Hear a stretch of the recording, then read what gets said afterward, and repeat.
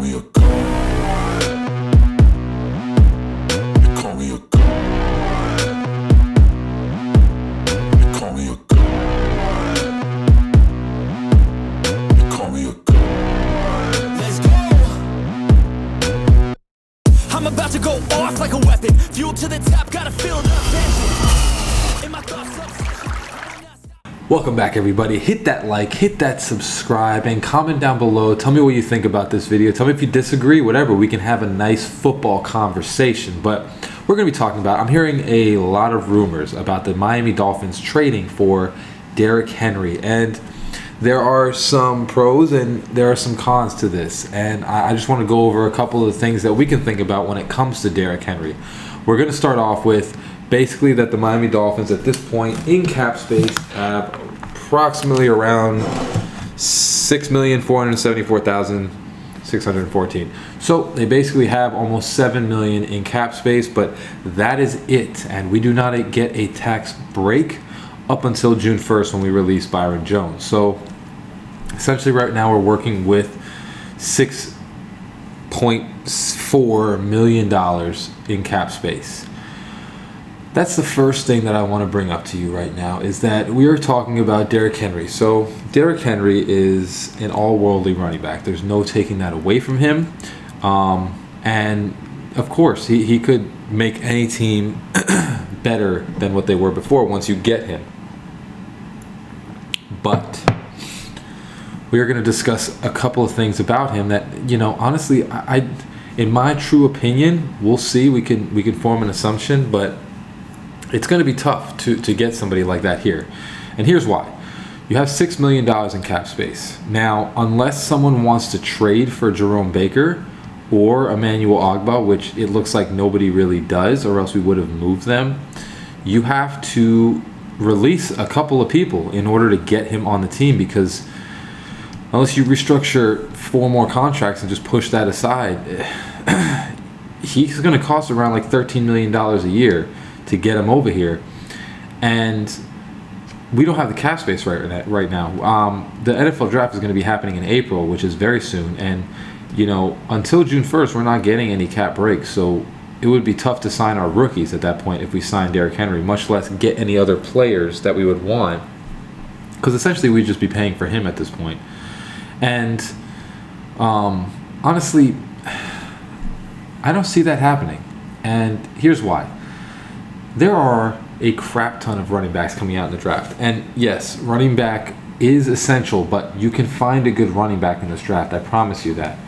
And what I can say is that right now with our cap space, you also have to consider that we have a lot of rookies and other people that their contracts are going to be expiring next year, like Connor Williams. You have Tua, obviously, in the next couple of years. Raekwon Davis, Christian Wilkins.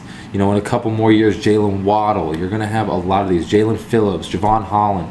These guys are going to need new contracts. So if you keep signing these big players, one, every offseason is great.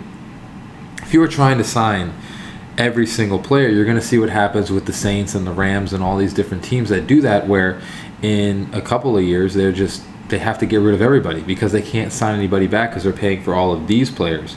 So what I can tell you right now is that I have a running back that I think if you want Derrick Henry, now, yes, there's not going to be a Derrick Henry for a very long time because Derrick Henry is like 6'5", 260 pounds. He's probably the biggest running back you'll ever see, most likely ever. But there is a guy that if you want someone that's like him, you can get him in the draft, and I'll explain to you. So my guy in the draft, if you look at a person named Zach Charbonnet, when you watch his tape, of course, not as big as Derrick Henry, but each one has pros and each one has cons that the other one doesn't have. So when you watch Derrick Henry is a very linear running back. He hits the hole and he goes straight. He doesn't do a lot of juking or anything like that. He just builds up momentum to where he's basically a train.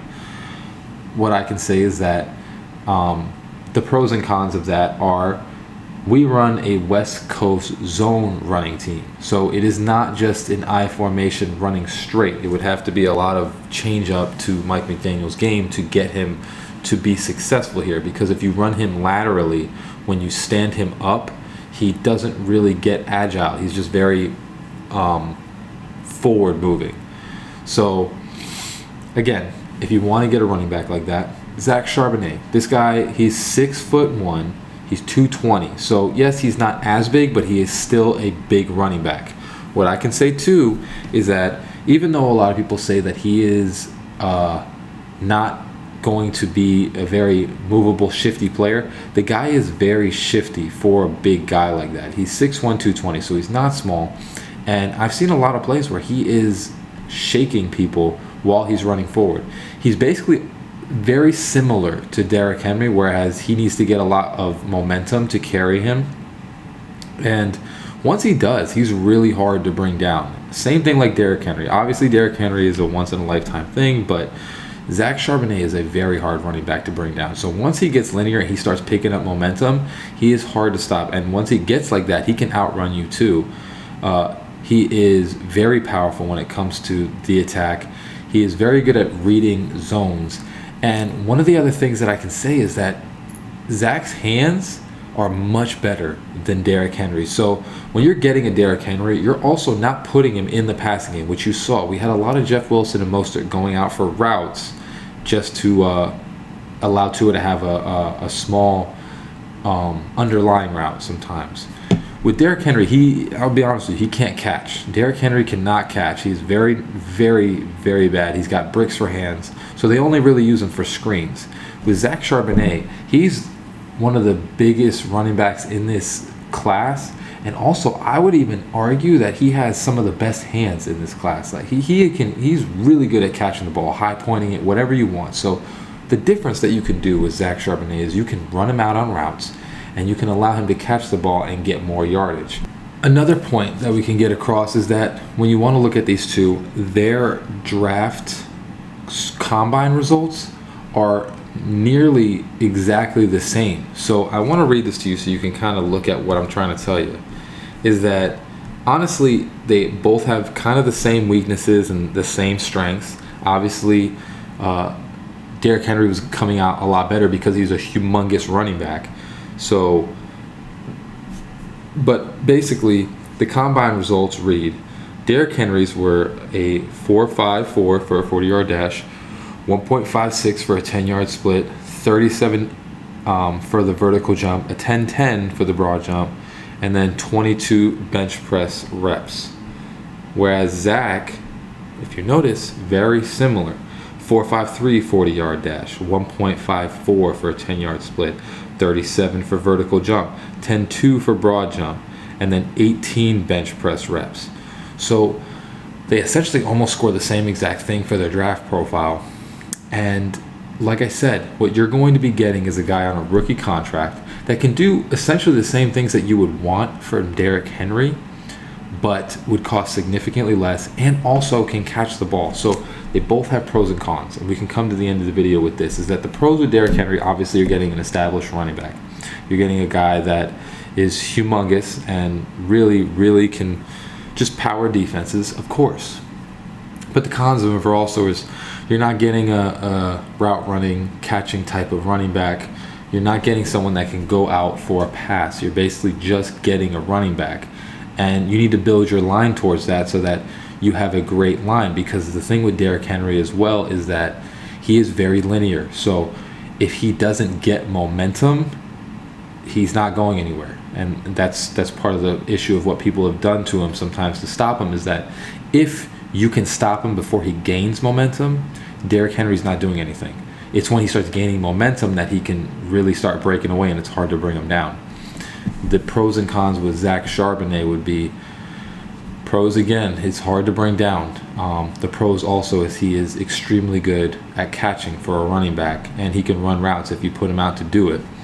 The cons obviously are that he is not established. He hasn't been in the NFL for very long. But like I said, if you compare the two, very similar running backs, but you're going to be paying significantly less for Zach, and you can build with him, and he can run differently. He can choose and pick his holes versus Derrick Henry just needs to, you basically need to like just get him linear, and that's how he starts running. Of course, Derrick Henry, we're not taking anything away from him. He's a great running back.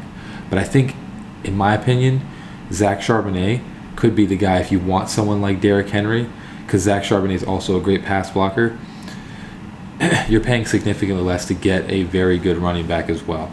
So, like I said, everybody wants to get all these big names, but I think we need to stick to the plan and stick to making our players good instead of just paying for all these big names. We only have $6 million in cap space. We need to use that maybe to sign somebody else that we need, because we have 4 running backs on the roster. You know, somebody else that we could use that would be significant. I know Derrick Henry is great, but we can get a good running back in the draft and move forward with that. We're a pass-heavy team. Hope you liked the video, and as always, I hope you have a great rest of your day. Fins up. Peace.